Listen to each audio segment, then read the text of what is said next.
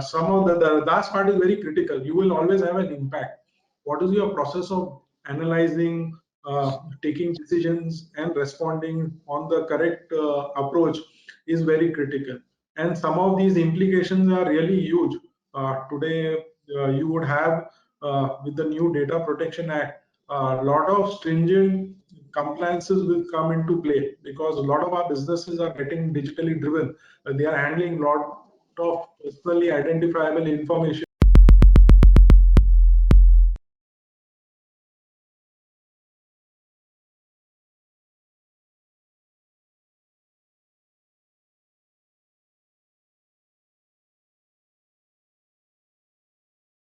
Good afternoon, everyone. I'm your host, Daya Prakash, and today we are doing a fireside chat on cybersecurity outlook for 2022. The last 2 years, world has seen an increase in the number of targeted attacks, cyber attacks. In an evolving threat landscape and with the sophisticated attack methodologies, what kind of attacks can we predict in the future, and how can companies remain vigilant in the years to come? To discuss this and more, we have with us Mr. Om Ahuja, CTO and CISO, Inspira Enterprise India Limited. Welcome to you, Mr. Om, and thank you so much for taking out time today for this fireside chat. Thank you. Great. Mr. Om, may I request you to briefly introduce yourself before I ask you the question on the topic that we have chosen for today. Over to you, Mr. Om. Thank you. Yeah. Thank you, Mr. Daya. I have been a cybersecurity professional for more than 20 plus years. I have been part of Inspira as the founding member for cybersecurity practice since 2014. So I'll be completing 8 years by next couple of months. And it has been a truly exciting journey for us as we have grown right from scratch to such a huge practice, and it's an honor to be working with some of the prestigious organizations in this country. Fantastic. Looking forward to our fireside chat today. So, Mr. Om, my first question to you is that what are the new threats and attack trends that will emerge in new year? So I think we are all encompassed by Log4j, the latest threat. I was just we were just trying to work on what is the economic impact of Log4j, and if you can go and browse, especially the Cyber Security and Information Security Agency, which has published the complete list of companies which are having known impact or known usage of Log4j, and the impact, and it is tremendous. Right from the largest vendors of networking to software to analytics to simple platforms which run onto your PC, they are all affected, and they are working towards fixing this over. I would not say overnight, because it will take a good amount of time for them to fix, test, analyze, and then provide a patch. So these are the things which will create huge nightmare. I think we just tasted a little bit out of the SolarWinds issue which had occurred at the start of the year, and now with Log4j, it is waiting for a huge explosion. So this is what has taken a good amount of time. We are working overtime to train, share knowledge within our analyst community to understand and see what is the best methods to detect and proactively respond to some of these issues. So I think New Year we are all engulfed by Log4j. Plus, because it's an easily exploitable platform, there are known vulnerabilities, and people are clear that patches will not be available so soon. Sure. On one hand, you're talking about the kind of threats that are emerging, On the other hand, the technologies are also advancing, right? So my second question to you is that what are your thoughts on evolution of new security operation technologies, especially including the XDR, Yeah, XDR is something which will grow as we build on to that journey.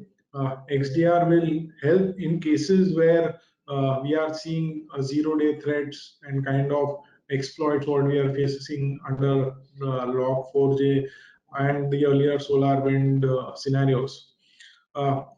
It is an journey. I think many players have come out with the automated detection and response. That is what they extended auto detection and response. That is the word term which they use in XDR, where you integrate your broader devices, your core security monitoring controls like antivirus, firewalls, IPS, etc.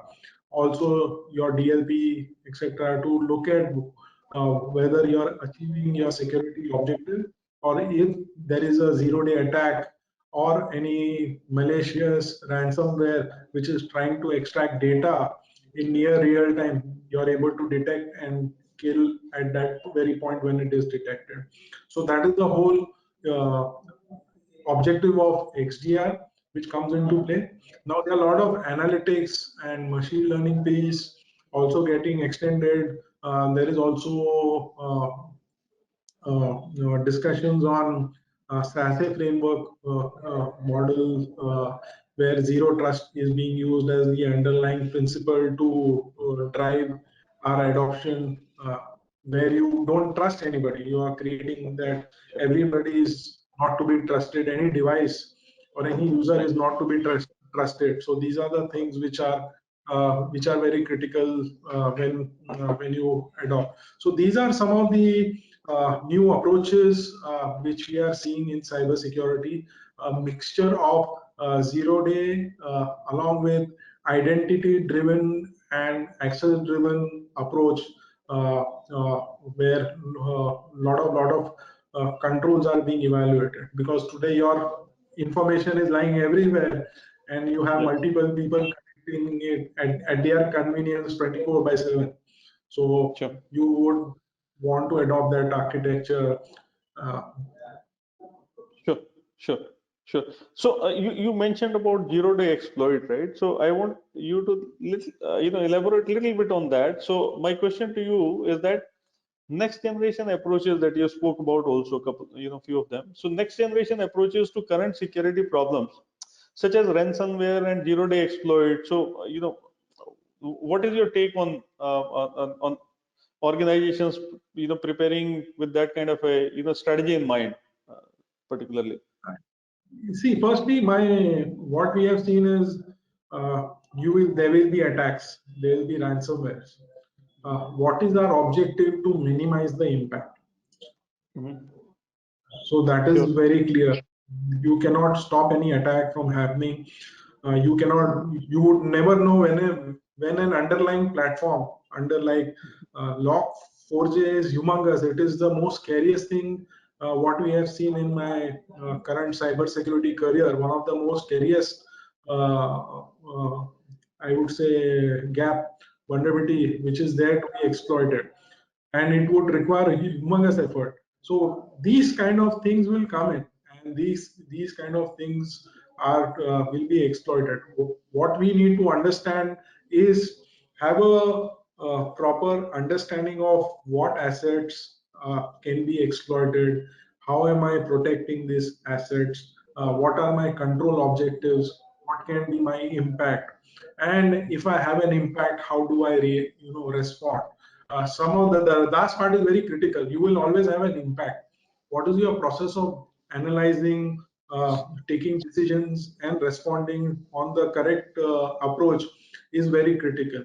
And some of these implications are really huge. Today, you would have, with the new Data Protection Act, a lot of stringent compliances will come into play, because a lot of our businesses are getting digitally driven. They are handling a lot of personally identifiable information, confidential information, and they are serving to large scale, right from the tiny consumer to the large enterprises. So it will have its implications. What we need to understand is, instead of having a culture of, I would say, carrot and stick. The stick is always stronger in the current mechanism. We should have an open culture of sharing the gaps, accepting, analyzing the vulnerabilities, being incentivizing reporting of these vulnerabilities, allowing more open architecture for people who can test and can report back. This is something which I'm missing in general. We have the culture of always stick in the SLA approach which is being taken, and you just try to cover up the risk. This kind of approach doesn't create that kind of ecosystem where when you see any vulnerability, or when a security researcher or an analyst sees a vulnerability, how easy for him is to report and say Yeah. that I think this is the gap and this is where we need to work on. So culturally, we need some transformation on that side. And secondly, our approach has to be very transparent and clear. As security professionals, as CISOs of organizations, we all work in tandem and partnership with our fellow peers and colleagues. So it's about driving what can be critical, what can be impactful, and how this partnership is established so that a transparency and trust levels are maintained, and you create a partnership to respond to some of these threats is really important.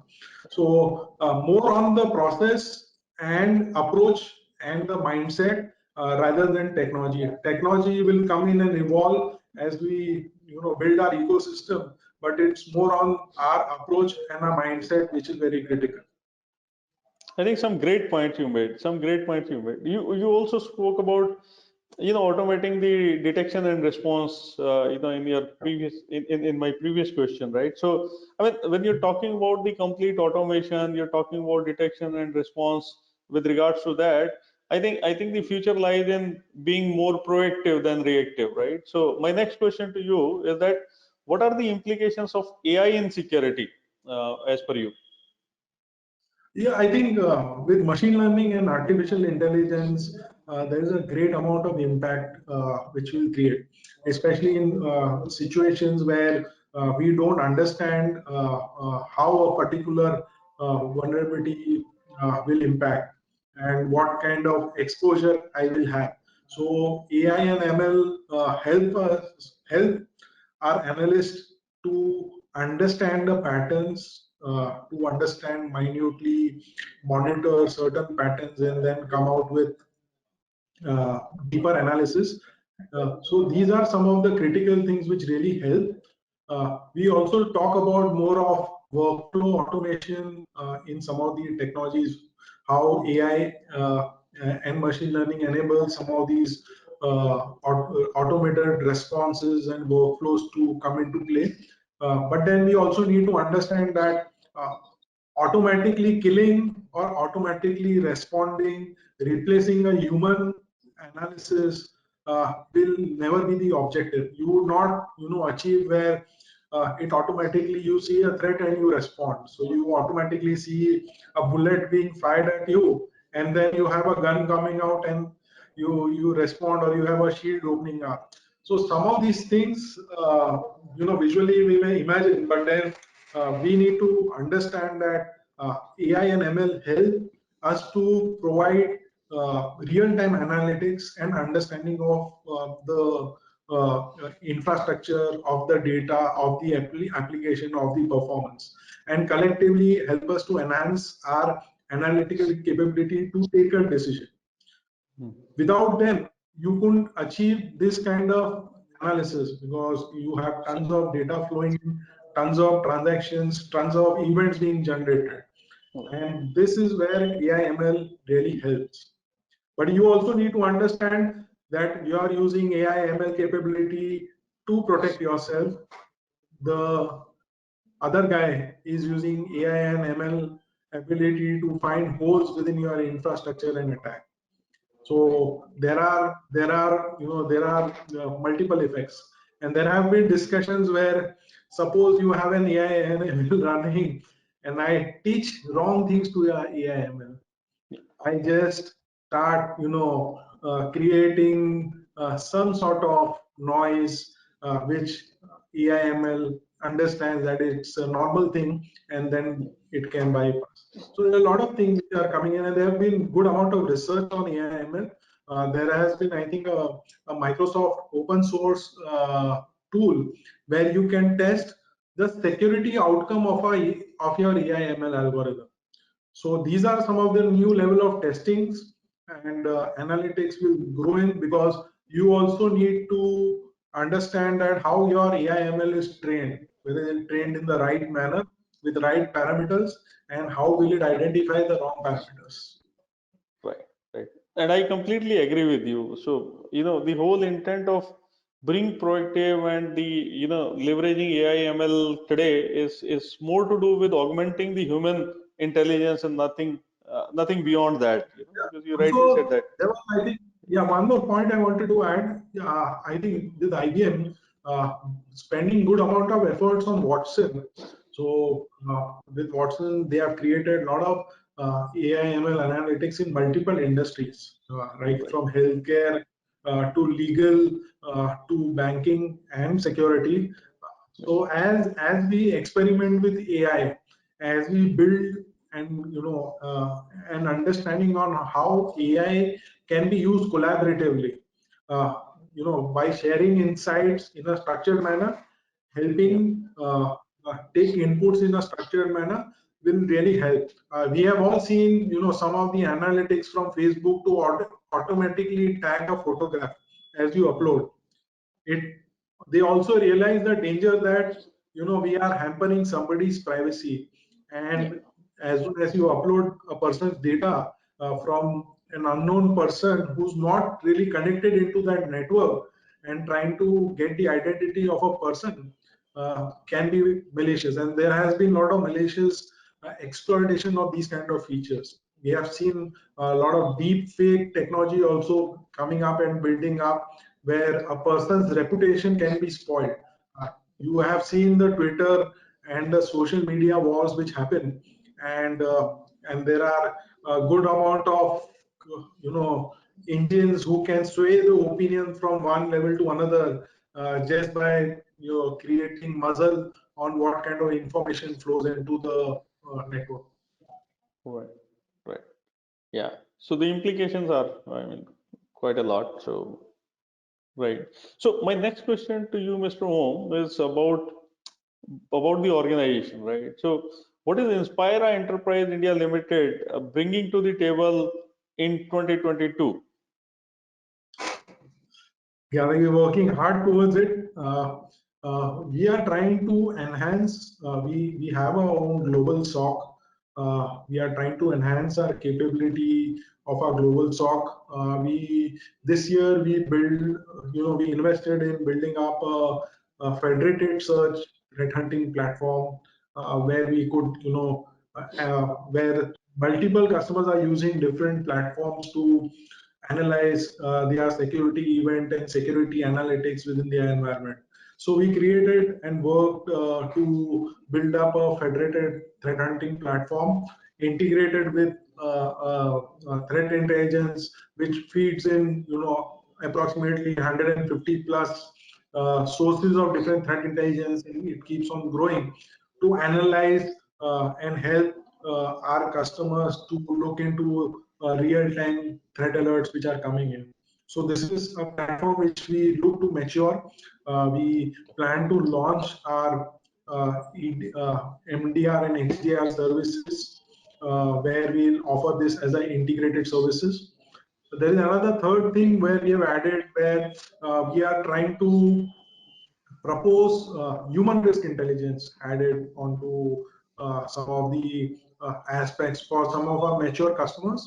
Most of the time, you have a large organization where security training happens in a I would say, old school fashion way, but then we want to bring in more analytics into it.